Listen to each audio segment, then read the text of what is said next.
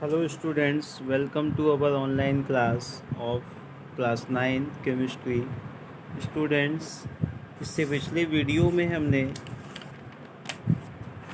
State change के बारे में पढ़ा था और टेम्परेचर के इफ़ेक्ट के बारे में पढ़ा था। साथ ही साथ हमने लेटेंट हीट को पढ़ा था इससे पिछले पार्ट में। इस पार्ट में स्टूडेंट्स हम लोग कवर करेंगे सब्लाइमेशन, यानी कि ये कौन सी प्रोसेस है। सब्लिमेशन स्टूडेंट्स वो प्रोसेस है जिसमें कोई भी, जैसा कि अभी हमने स्टेट चेंज में देखा था, आइस जो कि आपकी सॉलिड थी वो पहले लिक्विड में कन्वर्ट होती थी, यानी वाटर में कन्वर्ट होती थी, और उसके बाद लिक्विड को जब हम और ज़्यादा गर्म करते थे तब वो स्टीम या भाप के रूप में गैस में कन्वर्ट होती थी। लेकिन सब्लाइमेशन प्रोसेस में स्टूडेंट्स डायरेक्टली जो है कुछ सब्सटेंस सॉलिड से सीधे गैस में कन्वर्ट हो जाते हैं और गैस से वापस सॉलिड में कन्वर्ट हो जाते हैं। इस प्रोसेस को, यानी वो प्रोसेस जिसमें कोई भी सब्सटेंस डायरेक्टली सॉलिड से गैस में कन्वर्ट हो जाए बिना लिक्विड स्टेट में आए, इस प्रोसेस को बोला जाता है सब्लाइमेशन। आइए स्टूडेंट्स, कुछ एग्जांपल्स हम देखते हैं जिससे आपको ये टॉपिक क्लियर हो जाए। यहाँ पर अगर हम एग्जांपल देखें इस फिगर में, इसमें यदि हम देखते हैं तो आप देखें यहाँ पर सॉलिड आयोडीन जो है, हमने एक बर्तन में इसको हमने हीट किया। हीट करने के बाद क्या होगा, ये आयोडीन डायरेक्टली वेपर में कन्वर्ट हो गया, यानी कि बिना लिक्विड स्टेट में आए ये आयोडीन डायरेक्टली कन्वर्ट हो गया वेपर यानी गैस स्टेट में। तो इस प्रोसेस को हम लोग सब्लाइमेशन ऑफ सॉलिड आयोडीन कह सकते हैं। इसके अलावा स्टूडेंट्स, स्टेज शो में जब आपने देखा है फॉग जैसा जो है एटमॉस्फेयर क्रिएट किया जाता है स्टेज परफॉर्मेंस में, इसमें क्या होता है स्टूडेंट्स, ड्राई आइस का यूज़ किया जाता है। ड्राई आइस का यूज़ यानी सॉलिड कार्बन डाइऑक्साइड होती है वो ड्राई आइस। इसका क्या होता है, ये डायरेक्टली जो आपकी ड्राई आइस का इस्तेमाल किया जाता है ये कन्वर्ट हो जाती है डायरेक्टली गैसियस स्टेट में। तो ये भी आपका एग्ज़ाम्पल है सब्लाइमेशन का। इसके अलावा कैम्फर का एग्ज़ाम्पल अगर हम लोग लेते हैं, या फिर नेपथिलीन की जो गोलियाँ, जिन इस तरह की गोलियाँ आपने अक्सर बक्से में देखी होंगी जो पुराने बक्सों में रखी जाती हैं, जिससे क्या होगा, बक्सों में रखी जाती है जिससे कपड़े वगैरह, जो गर्म कपड़े जहाँ पर रखे जाते हैं उनमें बैक्टीरिया वगैरह ना लगें और कपड़े आपके ख़राब ना हो। तो नेपथिलीन की जो गोलियां हैं ये सॉलिड स्टेट से डायरेक्टली कन्वर्ट होती हैं गैसियस स्टेट में स्टूडेंट। तो इस प्रोसेस को हम लोग जो है, नेपथिलीन भी आपका जो है सब्लाइमेशन का एग्ज़ाम्पल है। आइए इस चार्ट के द्वारा हम लोग एक बार समझ लेते हैं जो भी अभी हमने इससे पहले मेल्टिंग पॉइंट के बारे में पढ़ा। सॉलिड का जो है लिक्विड में कन्वर्ट होना मेल्टिंग कहलाता है, और लिक्विड का गैस में कन्वर्ट होना कहलाता है बॉइलिंग। साथ ही साथ अगर बात करें सॉलिड का डायरेक्ट गैस में कन्वर्ट होना क्या कहलाता है, सब्लाइमेशन, जो कि अभी हमने पढ़ा। इसके अलावा हमने स्टूडेंट्स कंडेंसेशन पढ़ा था, जिसमें गैस को, यानी जैसा कि हमने देखा था भाप को जब हम ठंडा करते थे, केतली वाली जो भाप थी, उस भाप को जब हमने ठंडा किया तब क्या हो जाता था, वो लिक्विड स्टेट में कन्वर्ट हो जाती थी, यानी गैस जो है ठंडी होकर लिक्विड स्टेट में कन्वर्ट हो जाए, उस प्रोसेस को बोला जाता है कंडेंसेशन। इसके अलावा लिक्विड का जमने के बाद सॉलिड स्टेट में कन्वर्ट हो जाना वो कहलाता है आपका फ्रीजिंग। आई होप आपको ये सारे कॉन्सेप्ट रिवाइज हो गए होंगे जो कि हमने पिछले वीडियो में समझे थे। अब हम आगे चल, जिसमें कि हम लोग आगे पढ़ेंगे इफ़ेक्ट ऑफ प्रेशर के बारे में। अब हम पढ़ने वाले हैं स्टूडेंट्स मैटर के स्टेट्स चेंज के ऊपर प्रेशर चेंज का क्या असर पड़ता है मैटर के ऊपर, वो हम अब इस टॉपिक में पढ़ने वाले हैं। इसमें स्टूडेंट्स क्या होता है, मैटर की स्टेट जो है प्रेशर अप्लाई करने से चेंज हो जाती है, जो कि अभी हम यहाँ पर देखने वाले हैं। तो आइए कुछ एग्जांपल्स हम लोग यहाँ पर देखते हैं।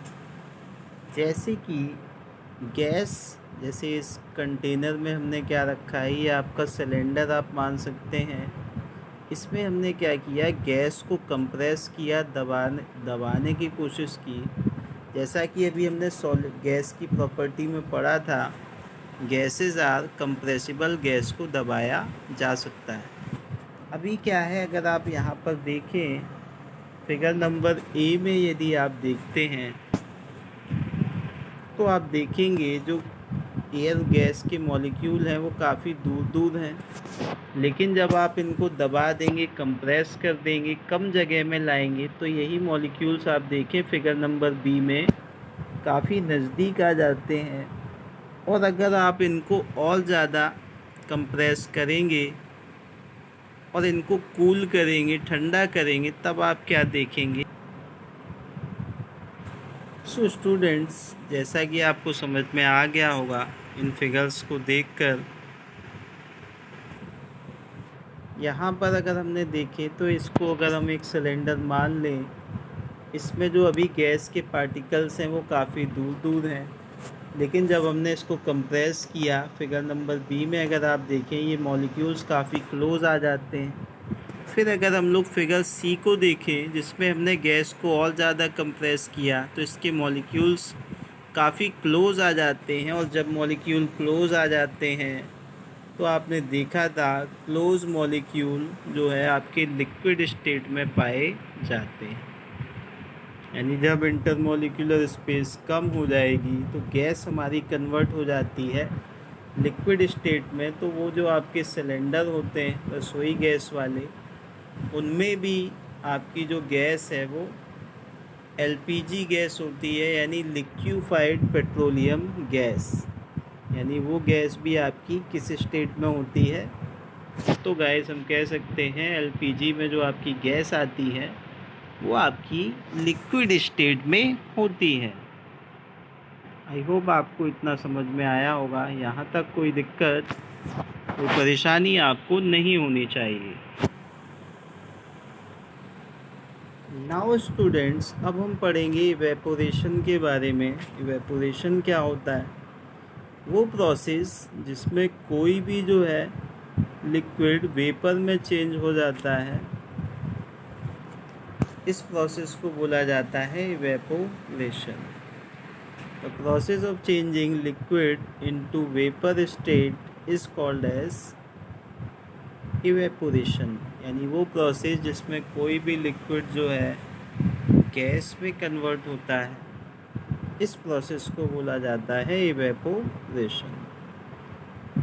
टेम्परेचर चेंज का स्टूडेंट, जैसा कि हमने पढ़ा है, लिक्विड को अगर हम लोग गर्म करते हैं तो वो गैस में कन्वर्ट हो जाता है, और लिक्विड को अगर हम लोग ठंडा करते हैं, यानी टेम्परेचर अगर लिक्विड का कम करेंगे, तो वो सॉलिड में कन्वर्ट हो जाता है। तो इवेपोरेशन प्रोसेस भी आपकी टेम्परेचर चेंज पर डिपेंड करती है।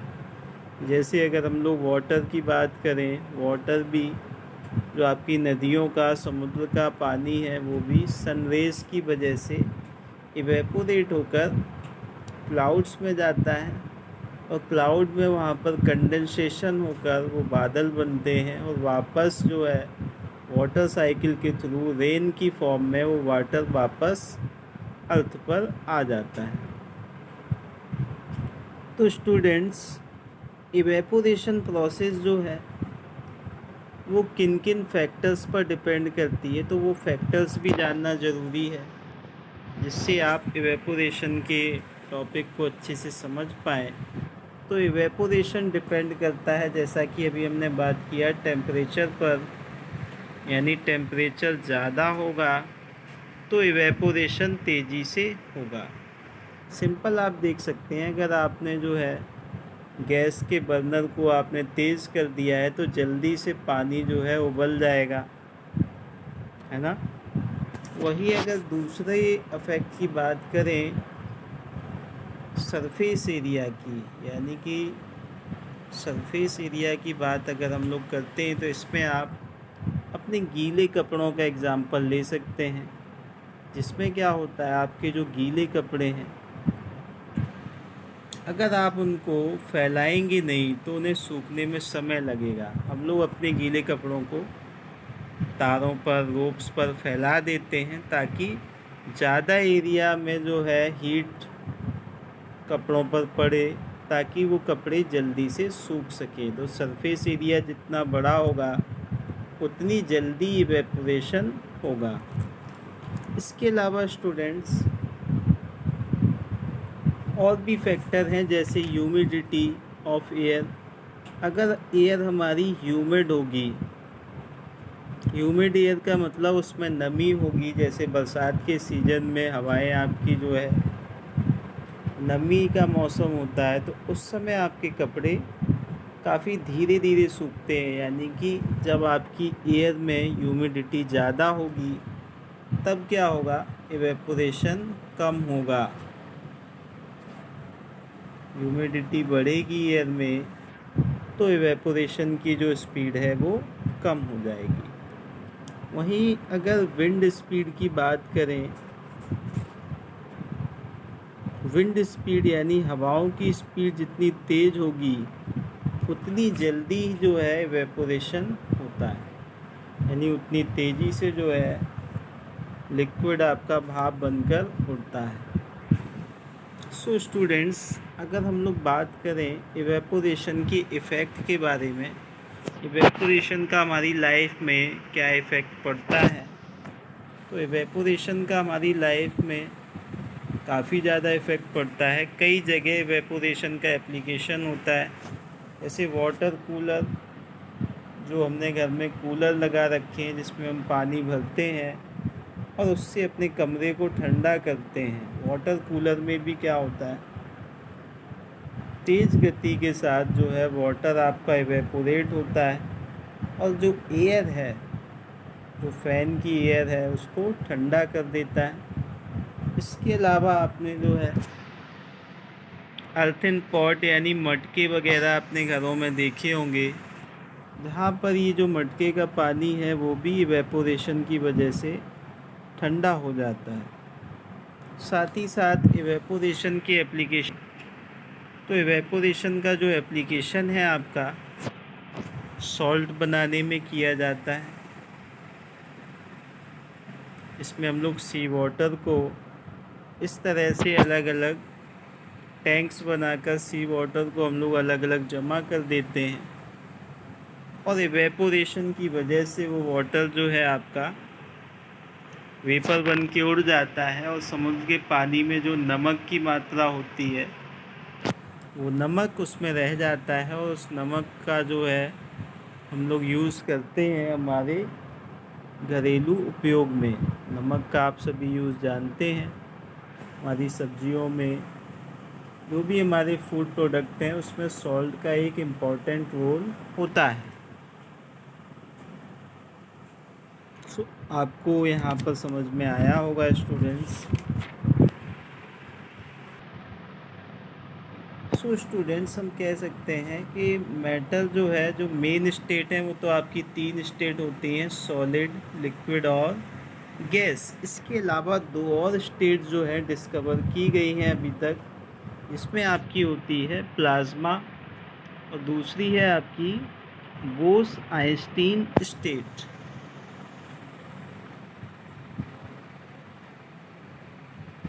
तो ये जो आपकी प्लाज्मा स्टेट है ये फ्री इलेक्ट्रॉन्स का मिक्सचर होती है, यानी फ्री इलेक्ट्रॉन्स का मिक्सचर प्लाज्मा स्टेट कहलाता है।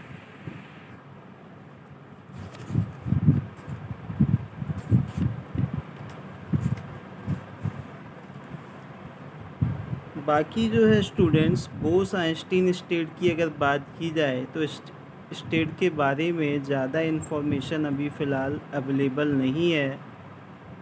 इसमें स्टूडेंट्स अगर इसकी बात की जाए, इस प्लाज्मा स्टेट का यूज़ हम लोग करते हैं ट्यूब लाइट्स वगैरह बनाने में, फ्लोरेसेंट ट्यूब बनाने के लिए, नियॉन बल्ब बनाने के लिए जो है प्लाज्मा स्टेट का यूज़ हम लोग करते हैं। वहीं अगर बोस आइंस्टीन की बात करें, वो स्टेट है जब हम गैस को जो है काफ़ी लो डेंसिटी में गैस को ठंडा करते हैं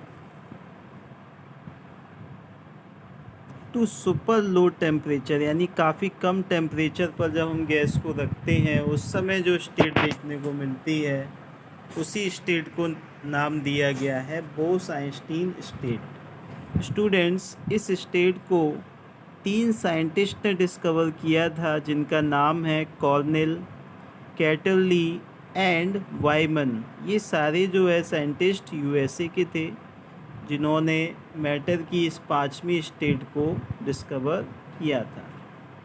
सो स्टूडेंट्स,